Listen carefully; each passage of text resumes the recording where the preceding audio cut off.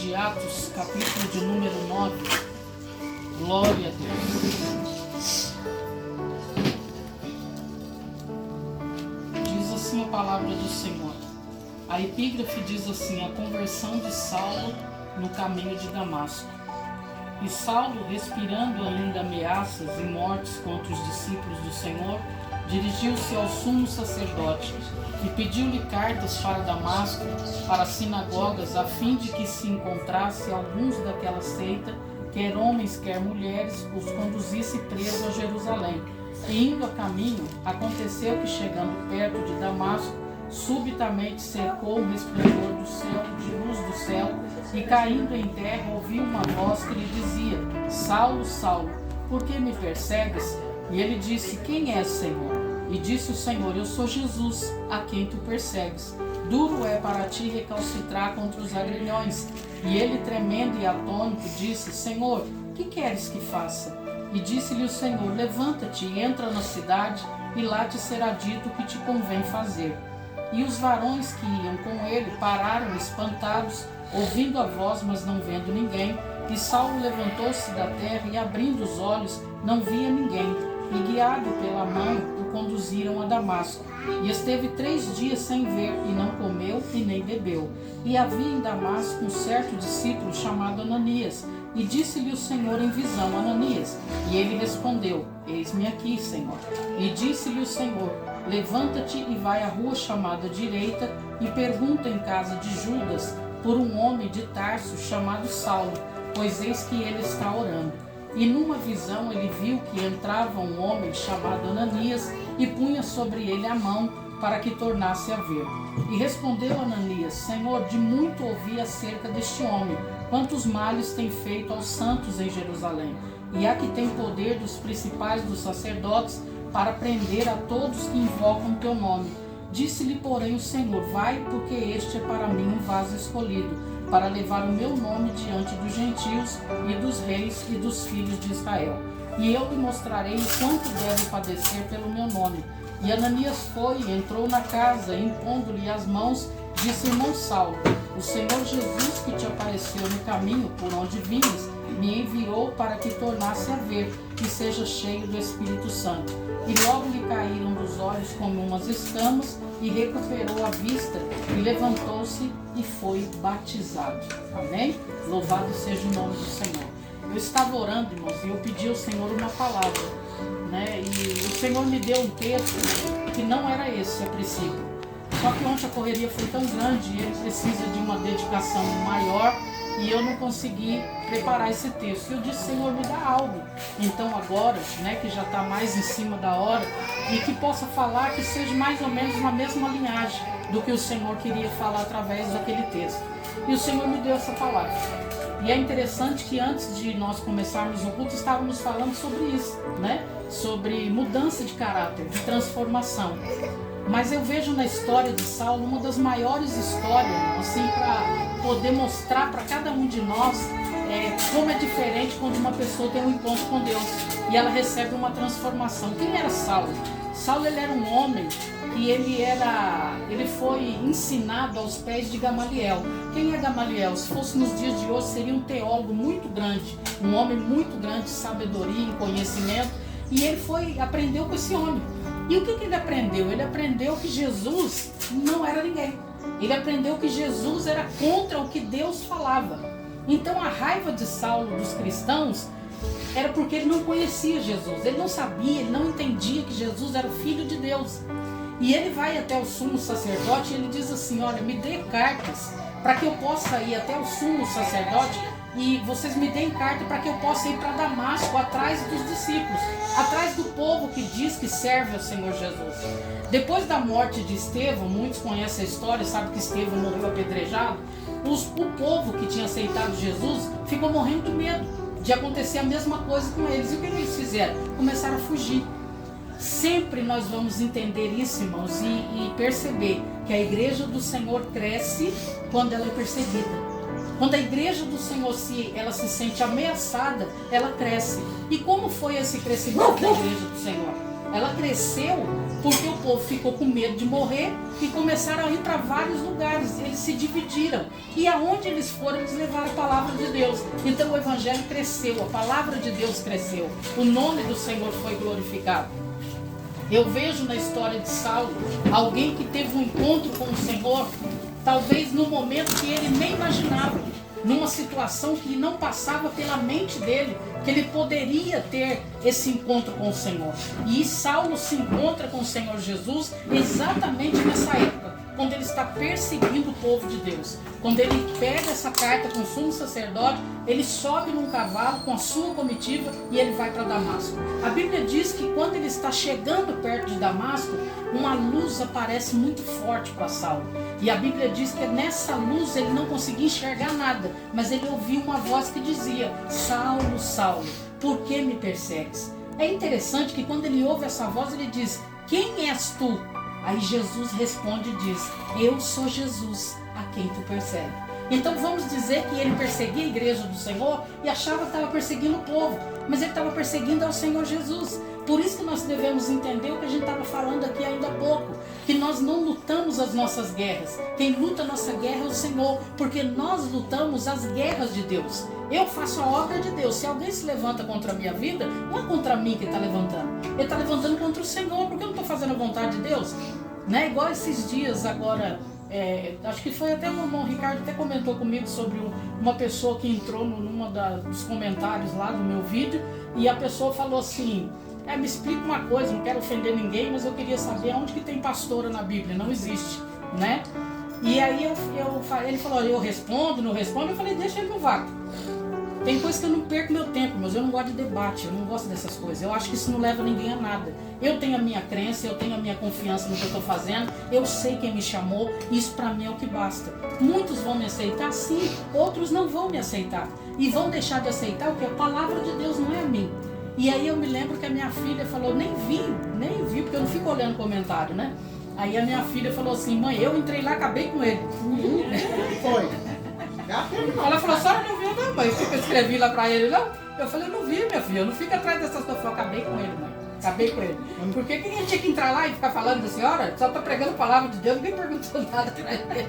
Aí você percebe que às vezes você fica quieto, mas Deus defende você de algum jeito. Se eu tivesse entrado lá, ia criar uma polêmica, uma discussão desnecessária, perder meu tempo. Eu estou perdendo tempo de pregar a palavra de Deus com discussão vã, que não vai me levar a lugar algum. Mas tem alguém que não é como eu, que não é crente o suficiente como eu sou, que entra lá e acaba com a pessoa. De um jeito ou de outro ele recebeu a resposta que ele queria. Ele ficou mudo, não falou mais nada lá. Então assim, irmãos, a gente guerreia as guerras de Deus. E Deus guerreia a tua guerra. Por isso que você não precisa se defender, você tem alguém que defende você. E Saulo precisava encontrar com esse Jesus.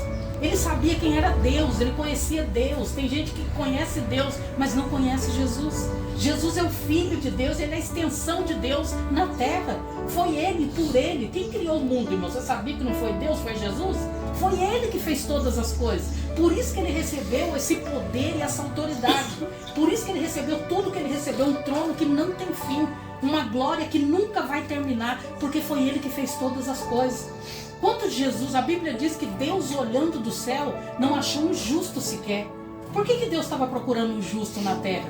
Para que alguém morresse, que houvesse um sacrifício de morte, de sangue, para que a humanidade fosse liberta da morte. Mas olhando Deus do céu para a terra, ele não viu ninguém capaz. Aí olha o que o texto diz. Aí Jesus diz: Pai, eu vou. Não foi Deus que falou para ele: meu filho vai lá e morre pela humanidade. Foi ele que decidiu e ele disse: Pai, não tem ninguém? Eu vou. Porque ele sabia que ele era o único, então ele é a extensão de Deus na terra. E Saulo tinha que ter um encontro com o Senhor. Um dia existia um homem e ele estava preocupado em conhecer Jesus. Ele queria saber de onde Jesus vinha, porque ele via que as obras que Jesus fazia, o nome dele era Nicodemos. Era um sábio, um homem muito inteligente, um homem assim que era, vamos dizer, um fariseu, né? Mas nem todos os fariseus eram terrível. Era um homem, era um chefe, né? E ele um dia quis conhecer Jesus, saber quem era Jesus. E ele foi encontrar com Jesus. E aí Jesus olhou para ele e disse assim: necessário vos é nascer de novo. E ele disse: mas como que eu, sendo velho, vou nascer de novo? Jesus falou: nossa, mas você é um homem tão sábio. Você é um homem tão inteligente, você não sabe o que eu estou falando? Aí Jesus falou para ele: nascer da água e do Espírito. E esse nascimento da água, irmão, é o batismo das águas. Esse é o primeiro nascimento. Mas qual o segundo? Nascer do Espírito. O que é nascer do Espírito? É ser uma nova criatura. A partir do momento que você aceita Jesus, você precisa ter um encontro com o Senhor. E todos nós passamos por isso. Para você ter uma vida realmente, é uma chave que vira dentro da gente. Porque aí já não vivo eu, mas Cristo vive em mim. Tudo que eu faço é para a honra e glória do nome do Senhor. Então por que eu procuro fazer tudo corretamente? Porque isso enaltece o nome de Deus. Isso chama-se novo nascimento. Saulo não conhecia Jesus. Ele conhecia Deus através da Torá, da palavra, mas ele não conhecia Jesus. E ele precisava ter um encontro com o Senhor. E mal sabia ele como a história dele seria mudada, transformada da água para o vinho, o dia que ele tivesse um encontro com o Senhor. E a Bíblia diz que realmente ele teve um encontro com o Senhor a caminho de Damasco. Ou seja, ele estava preparado para ir fazer maldade para o povo de Deus. E nesse meio tempo, ele teve um encontro com o Senhor. Por isso, igreja, que nunca você pode dizer, aquela pessoa não tem jeito. Sabe pessoas que você olha assim, aos nossos olhos, você fala, aquele cara não tem jeito, aquele cara não tem conserto, aquele cara não vai mudar nunca. Sabe aquela pessoa que você vive vendo que ele levanta e cai, um tempo tá firme na igreja, outra hora você vê ele nos bar bebendo, outra hora tá usando droga, outra hora tá fazendo isso aqui. Nunca levante a sua voz para dizer, ele não tem jeito. Porque quem era Saulo? Um perseguidor da igreja do Senhor. E quando ele teve esse encontro com Deus, Jesus falou com ele, a Bíblia diz que na hora, irmãos, ele caiu por terra. Ele diz, quem és? O Senhor diz, sou eu, Jesus. A quem tu persegue? É a mim que você está perseguindo, não é a minha igreja. Aí a Bíblia diz que ele cai por terra, só que aí ele já perde a visão. Ele não enxerga mais. E às vezes, irmão, tem algum ditado que diz, né? Que o pior cego é aquele que não quer ver. É aquele que tem a visão e não enxerga. Mas às vezes, para você enxergar a verdade de Deus, você precisa ficar cego. E na sua cegueira, você encontra Jesus. Tem gente que enxerga demais, mas não enxerga o que é necessário, o que é preciso para uma mudança na vida. E a partir do momento que fica cego, o que eu quero dizer com isso? Cego para o seu eu, cego para as suas vontades, cego para as suas decisões. E você começa a ver com os olhos do Senhor Jesus. A Bíblia diz que ele fica cego. E naquele momento ele diz, mas o que o Senhor quer que eu faça? E ele diz, entra em Damasco, vai para a cidade. Porque ele queria ir lá, então ele entrou lá para a cidade. Só que foi guiado pela mão, porque ele não podia mais enxergar. Aí a Bíblia diz que um certo homem, um discípulo chamado Ananias, tinha tido uma visão. E Deus falou para ele assim, Ananias, e ele diz, eis-me aqui, Senhor. E ele disse assim, ó, vai vir procurar você precisa ir atrás de um homem chamado Saulo, e ele não está enxergando, e eu quero que você ore por ele. Aí a primeira coisa que Ananias faz, irmão, é o quê? Apontar os pecados de Saulo. Ele disse assim, Senhor, mas esse Saulo aí, não é aquele mesmo Saulo que prendeu, que matou, que fez tanta coisa terrível contra a sua igreja? Aí o Senhor falou o que para ele? Vai, porque este é para mim um vaso escolhido. Ou seja, irmão, Deus não vê como a gente vê. Às vezes a pessoa que você acha que não vai dar nada, sabe, que não vai mudar de vida, que não vai mudar de atitude, é aquela pessoa que vai fazer a vontade de Deus de uma forma tremenda e poderosa.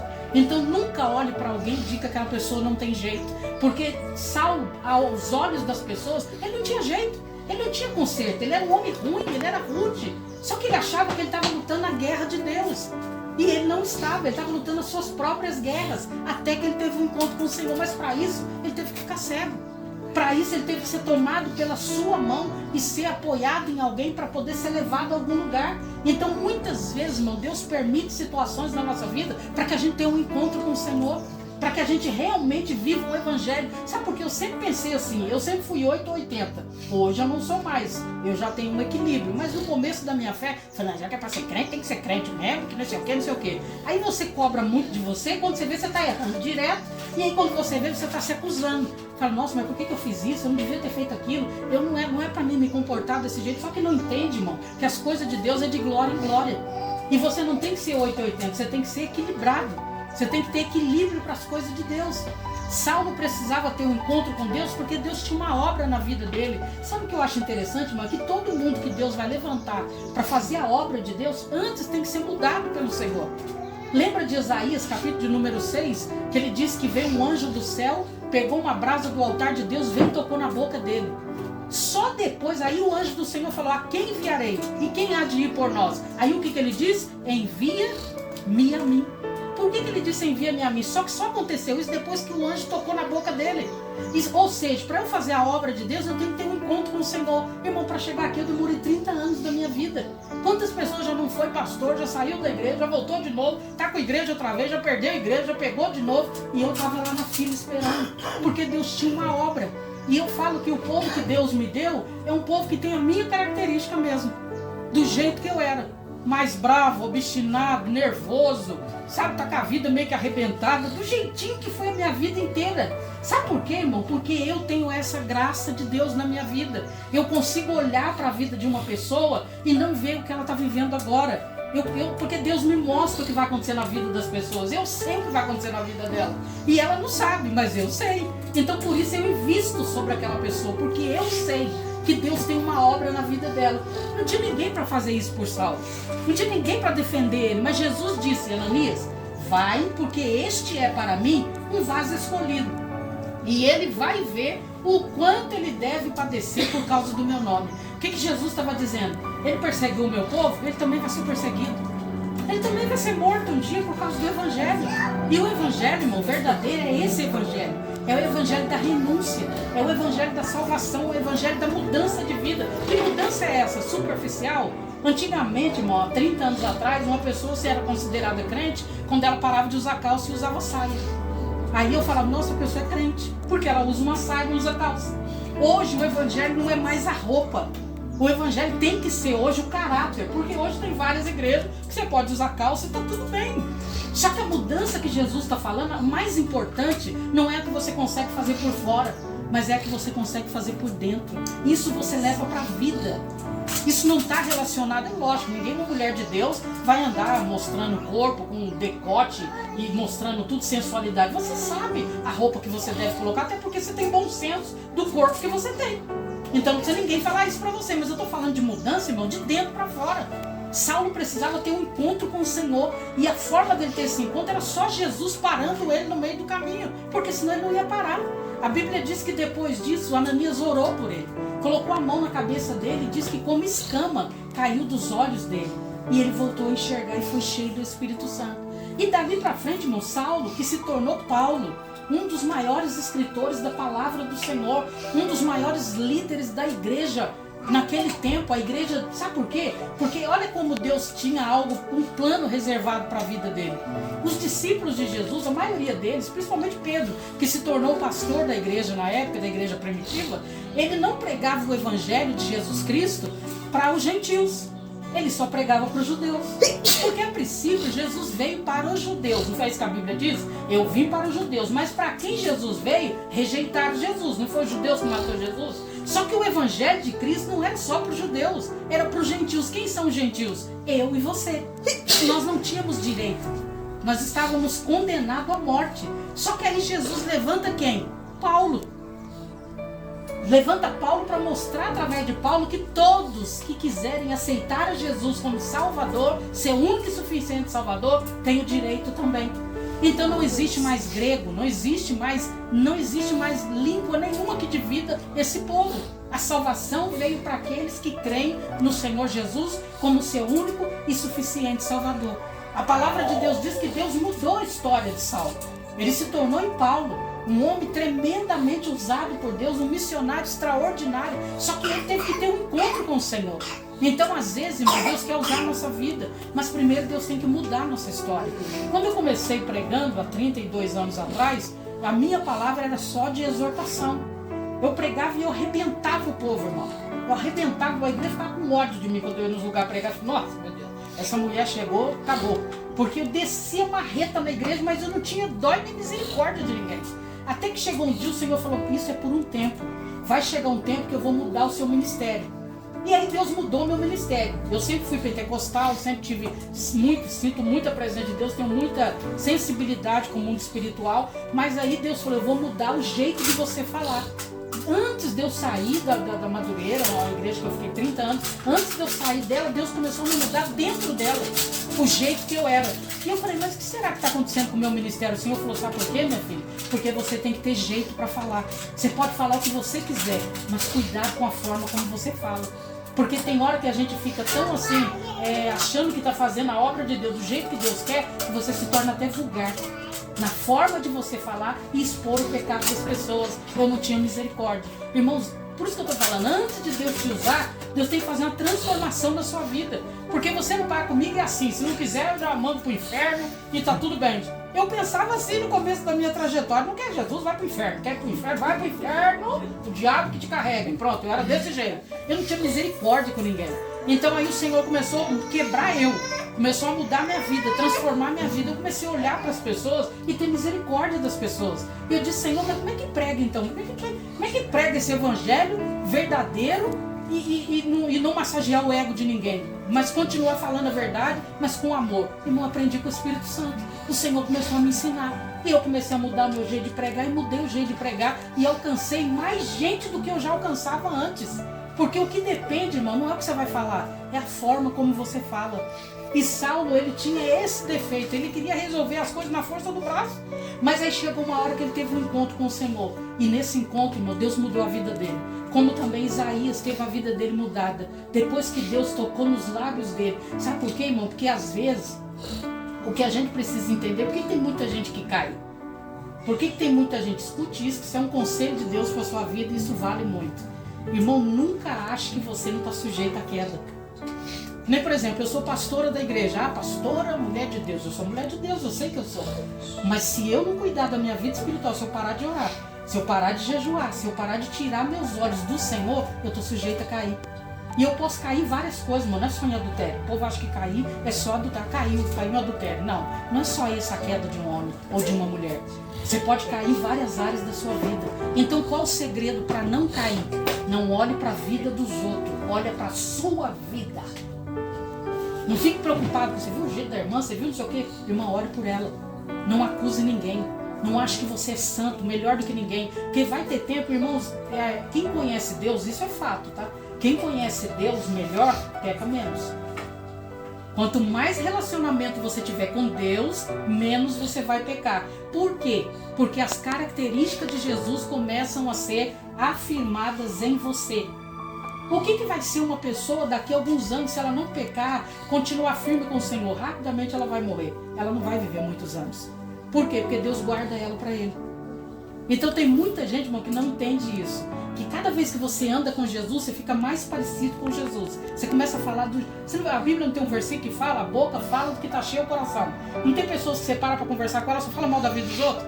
Ela está falando a boca dela, está professando o que está dentro do coração dela. E você já viu pessoas que toda vez que você para conversar com ela, só fala de Jesus? Porque ela anda com Jesus. Então eu costumo falar muito daquilo que está perto de mim. Então o segredo, irmão, é você caminhar com o Senhor. O segredo é você dizer, Jesus, muda a minha vida. Mas a mudança, irmão, de dentro para fora, não é nada forçado. Não é trocar de roupa, como antigamente a gente fazia. Trocava de roupa, mas o caráter era o mesmo. É trocar de caráter, é mudar de vida. E como que eu faço isso? Caminhando com Jesus. Aos poucos Jesus vai transformando a tua vida. Até que você vai olhar para você e vai dizer, meu Deus, como eu estou mudado, como eu estou diferente. Uma coisa que me irritava, eu tinha resposta na ponta da língua. Né? Há uns anos atrás eu era uma pessoa que se falasse qualquer coisa para mim, eu tinha que responder. Irmão, até passava mal. Se a última palavra não fosse a minha. Principalmente com meu marido. Porque ele falava as coisas e eu queria, não, a última palavra tem que ser a minha, eu não vou dobrar, eu não vou deixar. E aí sempre eu terminava, a última palavra é a minha. O Senhor falou, minha filha, você tem que mudar, você não pode ser assim. Fica quieta. Quando ele fala, Jesus, eu morro, mas eu não fico. Eu vou infartar. O senhor não está entendendo, eu não aguento, a minha boca até enche, eu tenho que pôr para fora. E Jesus falou, você não vai falar. E um dia, não sei o que ele falou lá, que me ofendeu demais.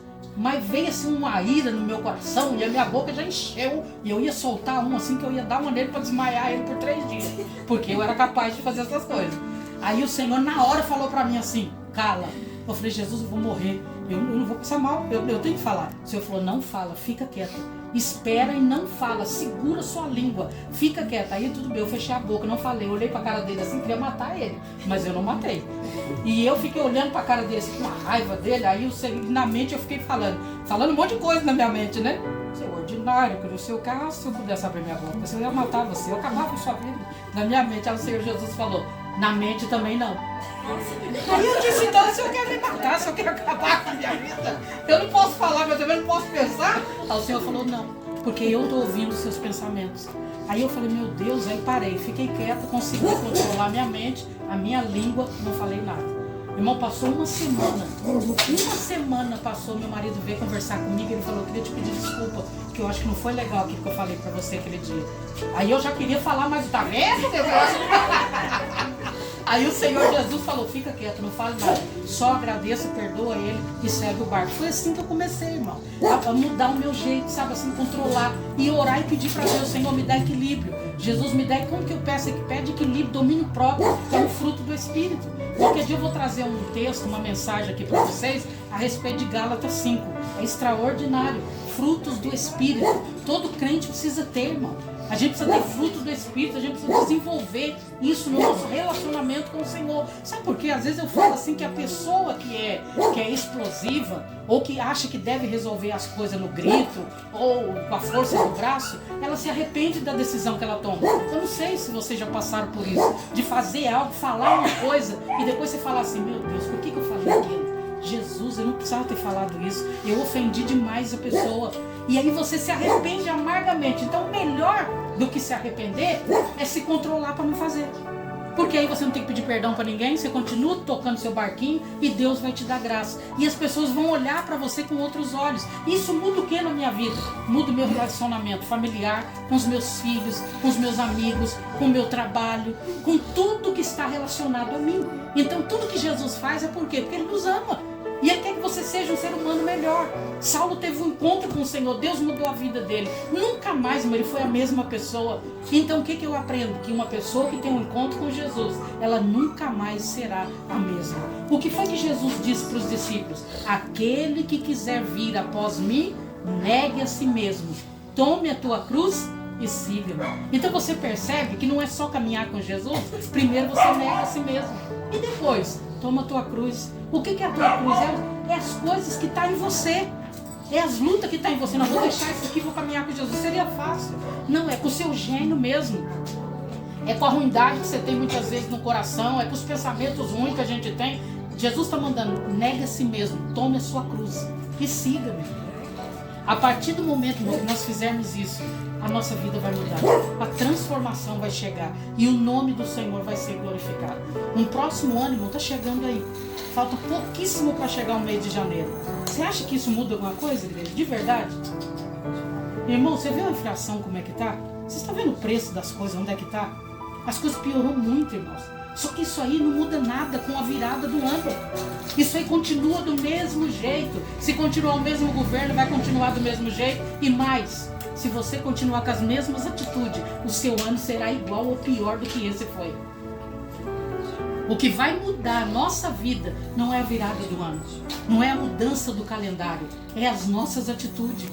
Tem gente que fala, a partir do ano que vem, era a partir da semana, né, que vem. Agora o ano está terminando, eu já ponho o ano que vem. Ah, eu vou emagrecer. Ah, eu vou jejuar mais. Irmão, você não precisa disso. Você precisa fazer isso agora. Você não depende da virada do ano para fazer isso. Chama-se atitude. E se nós não nos controlarmos agora, no ano que vem, que está aí próximo, nós também não vamos nos controlar. Então isso não vai mudar nada. Então Jesus está nos convidando nessa manhã para termos uma vida transformada. E é uma vida, irmão, de dentro para fora. Você vai levar as coisas diferentes, você vai olhar para as pessoas com um olhar diferente e você vai perceber que quando você tem um encontro com o Senhor, você se torna uma nova pessoa. A vontade de Jesus, irmão, é que ninguém se perca. É que todos continuem caminhando na presença dele e chegar um dia a ser perfeito. Mas quando vai ser isso? Quando nós tivermos o nosso corpo transformado. Enquanto nós estivermos nessa terra, você vai pecar. Só que sabe o que Jesus está dizendo? Não fique com vergonha de se arrepender. Mesmo que você erre. Sabe, eu sempre falo para vocês isso. Não deixa cair dentro do buraco para depois me procurar. Porque aí para me tirar o sangue de dentro do buraco vai ser pior. Chega antes, pode chegar e pode falar. Pastor, eu estou com vontade de fazer isso. Estou com vontade de fazer não sei o quê. Estou com vontade. Mas ora. Aí a gente ora, eu aconselho, a gente vai para a palavra, Deus vai te ajudar. Agora tem gente que cai primeiro dentro do buraco, se lameia todo no pecado, aí depois vem, pastor, eu caí. Pastor, eu estou dentro do buraco. E aí para me tirar de dentro do buraco? É lógico, quem faz isso é Jesus, mas Deus usa alguém para fazer isso. Vai dar muito mais trabalho. Sabe por quê, irmão? O problema do pecado é um só, o problema do pecado. Ele escraviza você. E ele coloca você com vergonha. Aí você fala assim, eu não vou mais na igreja, porque eu fiz coisa errada. Dá a impressão que você chega no lugar, tá todo mundo sabendo do que você fez, embora ninguém sabe, mas o diabo põe isso na gente. Aí você fica com aquela vergonha, fala, não vou voltar na igreja mais não, depois de tudo que eu fiz, irmão. E a igreja é lugar disso, de pecadores. Então por isso que eu falo, um aqui cuide do outro. Como? Se o irmão vier até você e confessar alguma coisa para você, porque às vezes não teve coragem de chegar até a mim para falar, ore com ele, ajude ele, falar, irmão, né? Se você achar melhor, por bem, leve esse assunto para a pastora, ora junto com ela, ela vai te ajudar. Sabe por quê, irmão? Porque é para isso que nós estamos aqui. Sabe por que a catedral não entendeu o jeito de eu trabalhar, irmãos? Porque eu trabalho assim. Eu não trabalho com multidão, eu trabalho com corpo a corpo, com cada um. Cada um de vocês que tiver uma dificuldade, eu vou ajudar você na sua dificuldade, até você ficar bem. Até você falar, não, a pastora fala, eu tenho que mudar de vida, eu tenho que ser transformado. E você vai aprender isso. Então isso é corpo a corpo, isso leva tempo, isso demora. Mas eu prefiro que Jesus volte, irmão. E todos que estão aqui sejam salvos, do que estar com uma igreja com 1000 pessoas e nem metade dela subir. Sabe por quê? Porque o pastor não fala a verdade. Então, irmão, o inferno existe, ele é real. O céu também existe. Nós estamos lutando não é para ir para o inferno. Porque para ir para o inferno você não precisa lutar. É parar de lutar que te leva para o inferno. Agora, para ir para o céu é com luta. O céu é tomado por esforço. Então, enquanto você lutar pela tua vida espiritual, enquanto você buscar a presença de Deus, o nome do Senhor vai ser glorificado. E a sua vida será transformada. Amém, igreja? Amém. Fique de pé nessa manhã. Pai, nós queremos entregar este culto nessa manhã ao Senhor. Pai querido, como cheiro suave as tuas narinas. Continua, Senhor, trabalhando, fazendo uma grande obra, abençoando teus filhos de forma extraordinária. Nós louvamos ao Senhor e te agradecemos por tudo em nome do Senhor Jesus. Que o grande amor de Deus, que a graça do Senhor Jesus e as doces consolações do Espírito Santo esteja sobre a igreja e todo o povo que é de Deus. Dá um brado de vitória comigo, dizendo... Amém.